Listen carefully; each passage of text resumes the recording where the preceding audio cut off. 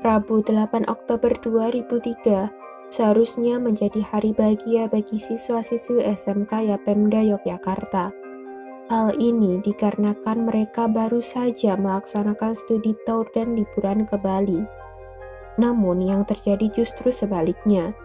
Mereka pulang membawa berita duka karena salah satu dari 3 bus yang mengangkut siswa-siswi mengalami kecelakaan di Kecamatan Banyuglugur, Situbondo, dekat PLTU Paiton. Bus habis terbakar beserta 51 siswa, 2 guru, dan seorang pemandu wisata. Kejadian ini disebut tragedi Paiton. Tapi sebelum lanjut membahas tragedi Paiton, jangan lupa tinggalkan subscribe dan klik loncengnya di channel ini. 8 Oktober 2003, SMK Yapemda Yogyakarta, sekolah yang mayoritas muridnya adalah perempuan ini terhitung telah 3 hari melaksanakan studi tour di Bali. Semua kegiatan telah terlaksana dengan baik. Semua murid terlihat riang gembira. Kini waktunya mereka kembali pulang ke Yogyakarta. Pukul 3 sore, para guru mengarahkan para murid untuk memasuki bus mereka masing-masing. Pada saat itu, seluruh murid SMK Yapemda pergi ke Bali menggunakan 3 bis AO Transport yang telah diberi nomor 1 sampai 3. Semua murid telah didata untuk menempati bus sesuai daftar yang dibuat para guru. Setiap bus mengangkut lebih dari 50 orang. Awalnya, bus berangkat berurutan saat menuju pelabuhan Gilimanuk. Namun, di tengah perjalanan, bus nomor 3 berkali-kali mengalami kendala. Bus nomor 3 mengalami 2 kali pecah kaca dan sempat tersangkut kabel listrik. Hal ini membuat bus nomor 3 tertinggal. Setibanya di pelabuhan Gilimanuk, bus nomor 1 dan 2 memutuskan untuk menyeberang menuju pelabuhan Ketapang terlebih dahulu. Selanjutnya, di pelabuhan Ketapang, bus nomor 1 dan 2 berhenti sejenak sambil menunggu bus nomor 3 tiba.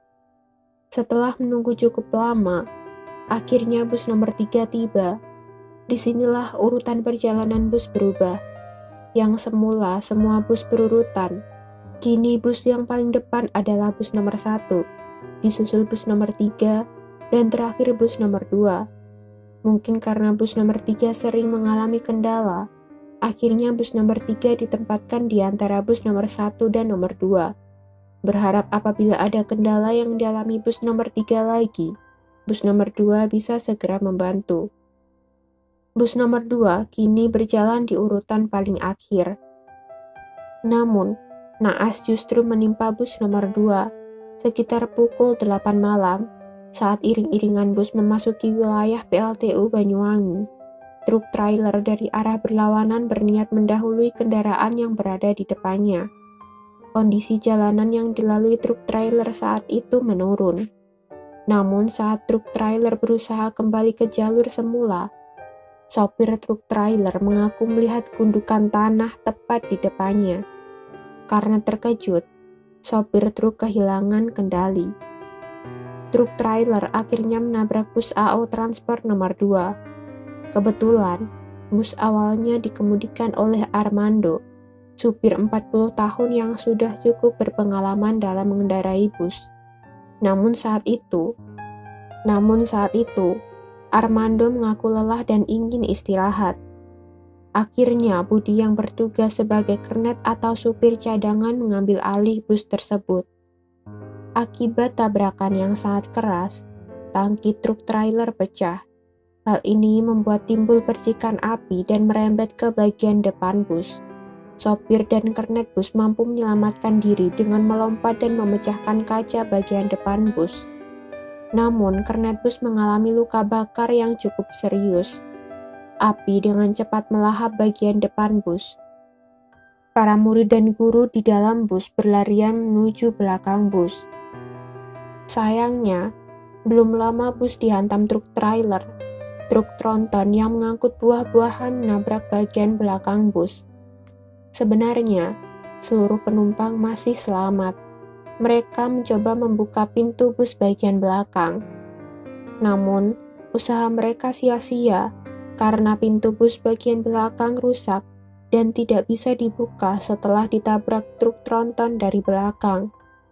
Warga sekitar berusaha membantu murid-murid dengan membuka pintu dan memecahkan kaca bus. Namun semuanya tidak membuahkan hasil. Apalagi pada saat itu, bus masih belum dilengkapi dengan pintu darurat atau alat pemecah kaca. Sehingga baik murid-murid dan warga mencoba memecahkan kaca dengan benda-benda di sekitarnya. Apalagi, barang-barang yang berada di dalam bus terbuat dari bahan yang mudah terbakar, seperti karpet, kursi, dan tas murid-murid. Tentu saja, api semakin cepat melahap seluruh badan bus. Seiring membesarnya api, terdengar suara ledakan dari dalam bus yang membuat warga memilih mundur untuk menyelamatkan diri masing-masing. Mereka hanya bisa melihat penumpang bus yang histeris tanpa bisa melakukan tindakan apapun. Semakin membesar api melahap bus, semakin rendah suara jeritan dari murid-murid penumpang bus naas tersebut. Bus tersebut hangus terbakar beserta seluruh penumpang terjebak dan hanya menyisakan kerangkanya saja. Pemadam kebakaran yang baru tiba segera memadamkan api yang berkobar. Setelah api padam, terlihat jasad korban bertumpuk di bagian belakang bus. Kondisi mereka sudah tidak bisa dikenali. Bahkan beberapa bagian tubuh para korban telah hancur menjadi abu. Polisi segera mengevakuasi para korban dan membawanya ke RSUD Situbondo. Perlu waktu 5 jam untuk mengevakuasi korban karena sebagian besar tubuh mereka telah rapuh dan terjepit di bawah kursi. Seluruh korban baru selesai dievakuasi pukul 2 dini hari. Saking banyaknya korban, membuat sebagian jasad korban diletakkan di lorong rumah sakit. Karena jasad korban yang mulai hancur, petugas memberi sekat dari es balok pada korban yang telah selesai diidentifikasi untuk memperlambat pembusukan. Sementara bus nomor 1 dan 3 telah tiba di lokasi dengan selamat. Sesampainya di sekolah SMK Yapemda Yogyakarta, murid-murid dikejutkan dengan banyaknya reporter yang datang ke sekolah mereka. Pada saat itu juga, sekolah mendapat kabar jika bus nomor 2 mengalami kecelakaan yang menewaskan seluruh penumpang bus. Sontak, seluruh murid beserta guru dan orang tua yang hendak menjemput anak-anaknya menangis di lokasi. Mereka tak menyangka jika bus nomor 2 akan pulang tanpa membawa nyawa. Dengan segera, para guru dan kerabat korban berangkat ke Situbondo untuk mengetahui keadaan sebenarnya. Setelah seluruh jasad korban berhasil diidentifikasi, 54 ambulan beriringan membawa jasad korban ke Yogyakarta untuk diserahkan kepada keluarga masing-masing.